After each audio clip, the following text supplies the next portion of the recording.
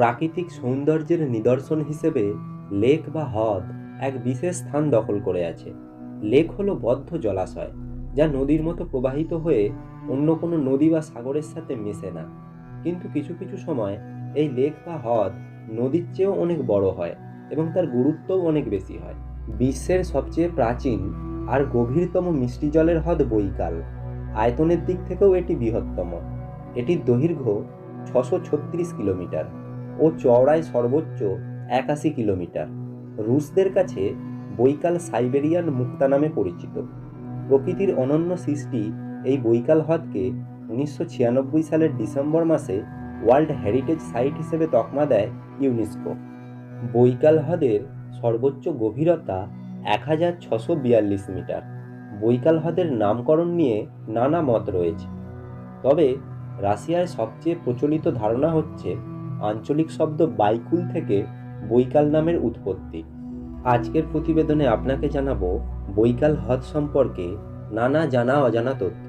আপনি যদি এই চ্যানেলে প্রথমবার এসে থাকেন, চ্যানেলটি সাবস্ক্রাইব করার জন্য আপনাকে অনুরোধ জানাই, এবং আপনি যদি অলরেডি সাবস্ক্রাইব করে থাকেন তার জন্য আপনাকে ধন্যবাদ।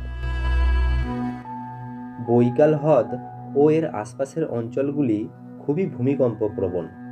বৈকালের তলদেশে বছরে কয়েকশো বার ভূমিকম্প হয়, তবে এর অধিকাংশই মৃদু ভূমিকম্প।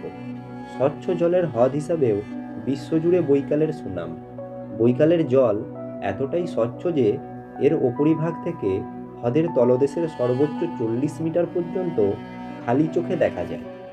সমস্ত পৃথিবীর 19 ভাগ বিশুদ্ধ জল এই হ্রদে রয়েছে।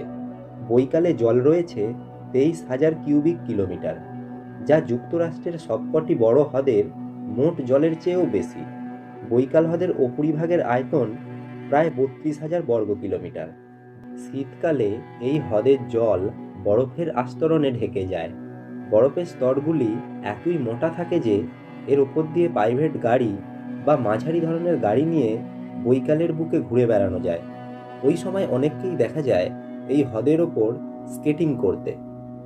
ছোট বড় মিলিয়ে প্রায় 360টি নদীর জল এসে এই বৈকাল হ্রদে পড়ে। এর মধ্যে সবচেয়ে বড় নদী সেলেঙ্গার, যার উৎপত্তি হচ্ছে মঙ্গোলিয়ায়, যার দৈর্ঘ্য 1024 কিলোমিটার। অন্যদিকে শুধু আঙ্গারা নদীর মাধ্যমেই এই হ্রদের জল বাইরে বেরোয়। বৈকাল হ্রদে রয়েছে প্রায় 30টি দ্বীপ। সবচেয়ে বড় দ্বীপটি হল ওলখন, যার অবস্থান বৈকালের একদম প্রাণকেন্দ্রে। দ্বীপটি লম্বায় প্রায় 71 কিলোমিটার আর চওড়ায় প্রায় 14 কিলোমিটার। বৈকালের অন্যান্য দ্বীপের চেয়ে এই দ্বীপেই পর্যটকদের আনাগোনা সবচেয়ে বেশি। এই দ্বীপের স্থায়ী বাসিন্দার সংখ্যাও প্রায় 2000। সাইবেরিয়ার মুক্তখ্যাত এই হ্রদের পূর্ব পাশে বাস করে বুরিয়াত নামক এক আদিবাসী উপজাতি। তাদের জীবন জীবিকা প্রত্যক্ষ ও পরোক্ষভাবে এই হ্রদের ওপর নির্ভরশীল।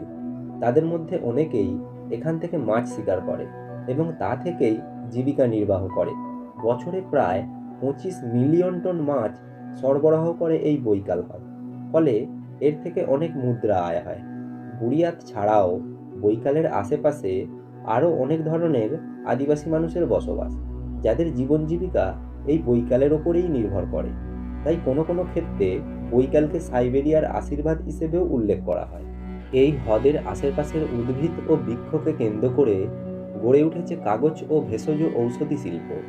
সুতরাং বৈকালের অর্থনৈতিক গুরুত্ব অত্যন্ত বেশি। বৈকালের বিশালতা ও তার এইসব গুরুত্বের জন্য মঙ্গোলিয়ার পাণ্ডুলিপিতে বৈকালকে পূর্বাঞ্চলের সাগর হিসেবে উল্লেখ করা হয়েছে। বর্তমান শিল্পায়ন ও নগরায়নের ফলে প্রকৃতির ওপর যে হুমকি নেমে আসছে, বৈকালও তার থেকে মুক্ত না। বৈকালের পার্শ্ববর্তী অঞ্চলে শিল্প প্রতিষ্ঠান গড়ে ওঠার ফলে তা থেকে নির্গত বর্জ্য ও কাঁচামালের উৎস হিসেবে বৈকালকে ব্যবহার করা হচ্ছে। বৈকালের বর্তমান অবস্থা কপালে ভাঁজ ফেলেছে পরিবেশ বিজ্ঞানীদের। যে স্বচ্ছ জলের জন্য বৈকালের খ্যাতি, ক্রমশ সেই জলের স্বচ্ছতা হারিয়ে যাচ্ছে। হ্রদের তলা ঢেকেছে পচা শ্যাওলায়। একের পর এক হারিয়ে যাচ্ছে জলজ মাছ এবং বিভিন্ন প্রাণী। এমন অদ্ভুতরে পরিবর্তনের জন্য কিছুটা হলেও আবহাওয়া বদল ও অতিরিক্ত মাছ শিকারকেই বুঝছেন পরিবেশ বিজ্ঞানীরা, আর বাকিটা রহস্য। এই ছিল আজকের প্রতিবেদন। যদি ভিডিওটি আপনার তথ্যমূলক মনে হয় তাহলে অবশ্যই একটা লাইক করবেন এবং আপনার যদি কোনো মতামত থাকে সেটা অবশ্যই আমাকে কমেন্ট বক্সে জানাবেন, তাতে আমি উপকৃত হই। ধন্যবাদ। আপনার দিনটি শুভ হোক। আবার দেখা হবে নতুন কোনো একটি ভিডিওতে।